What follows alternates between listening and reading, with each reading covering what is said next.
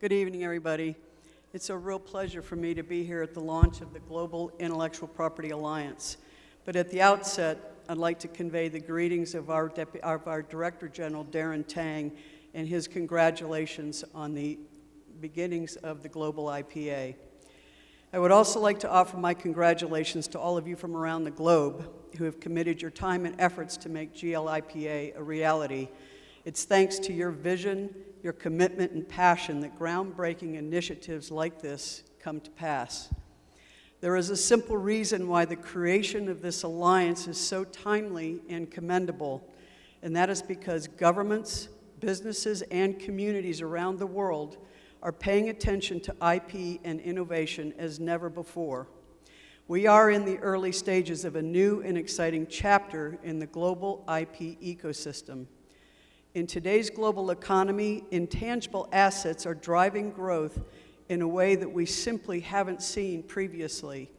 Close to 90% of the value of the S&P 500 is now in the form of intangible assets, with their total global value estimated at over $65 trillion US. That's more than the world's two largest economies combined. At the same time, a combination of the pandemic and other pre-existing technology trends has lit a fire under the digital acceleration. WIPO data shows that 1 in 3 inventions now relates to digital technology, including AI, big data, and the Internet of Things, with digital-related innovation growing 170% quicker than all other patent categories over the last 5 years. As we continue to witness a fundamental shift in the geography of innovation, today 7 in 10 filings originate from Asia, Africa, and Latin America. That's up from 5 to 10, or 5 in 10, a decade ago.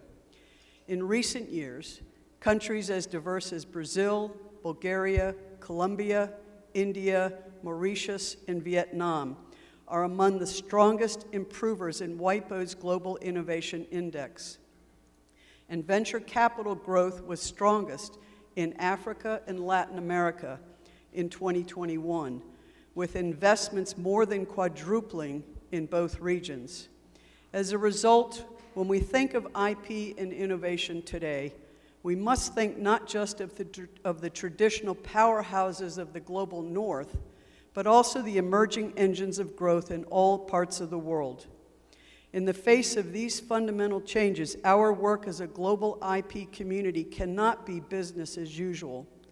Instead, we must come together to transform what IP means to our people and how it brings value to our economies and societies. This demands that we shift IP from a technical legal right of interest to only a small group of IP specialists and experts into a powerful catalyst for jobs, investments, business growth, and ultimately economic and social development. This is why WIPO is evolving from a largely technical agency to a developmental agency, one focused on bringing IP to the grassroots and delivering impact on the ground. And it's in this word, impact, that connects our mission at WIPO to the aims and the outlook of the GLIPA. This alliance is nothing less than a blueprint for concerted global action. It provides us with a roadmap for raising IP awareness and boosting IP education around the world, for constructing more inclusive IP ecosystems that work for everyone, everywhere, and for harnessing the expertise of a wide range of global stakeholders so that we advance economic prosperity and the social good. In order to connect the wider public to IP, we must demystify it. By making our work clear and tangible, we will strengthen understanding and empower people, businesses, and communities to use IP to improve their lives. Now, with this in mind, I would like to highlight 3 groups who are at the heart of our strategic focus at WIPO and who also stand to benefit from GLIPA and its work. Small and medium-sized enterprises constitute 90% of all companies in the world. 70% of employment, and close to 50% of the global GDP. With many of these firms, but many of these firms do remain unaware of IP and how to use it for business growth. The appetite, though, for engagement is absolutely there. We are also ramping up our engagement with youth. This year's World IP Day, themed around innovating for a better future, attracted a record engagement with over 15 million impressions across our digital platforms and nearly 600 events taking place worldwide. And action on gender is another key area of our strategic focus. Statistics show that only 16.5% of inventors named in international patent applications are women. This is not a gender gap. This is a gender chasm. To help drive progress and build momentum for positive change, we have created a new IP and gender program and team. We'll soon publish our first IP and gender action plan to provide a strategic direction for our work, including by supporting our member states to integrate a gender perspective within IP strategies and initiatives. As an umbrella for these and other initiatives, I'm pleased to share with you that next year's World IP Day will be themed around IP and women, accelerating innovation and creativity.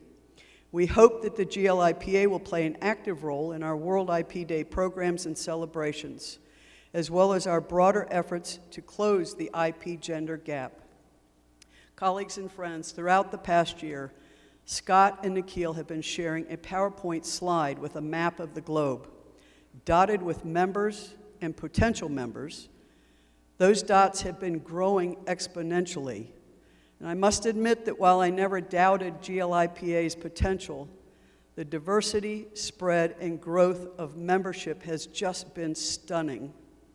In the space of just 15 months, this initiative has grown from the seed of an idea shared by quite literally a handful of people into a global alliance with hundreds of members spread across 5 continents.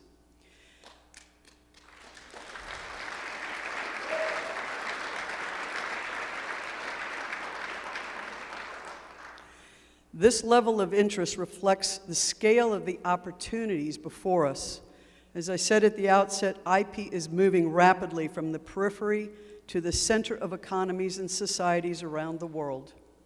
To meet this moment and make good on new possibilities, we must come together to bring IP to the grassroots and show how it benefits people and communities, economies, and societies. For me and my colleagues at WIPO, the creation of the GLIPA is music to our ears. Shared values and goals bring us together. The harmonies between our respective visions and missions are deep and clear, and we look forward to collaborating with all of you to drive progress and advance our common aim in taking IP to the world. Thank you.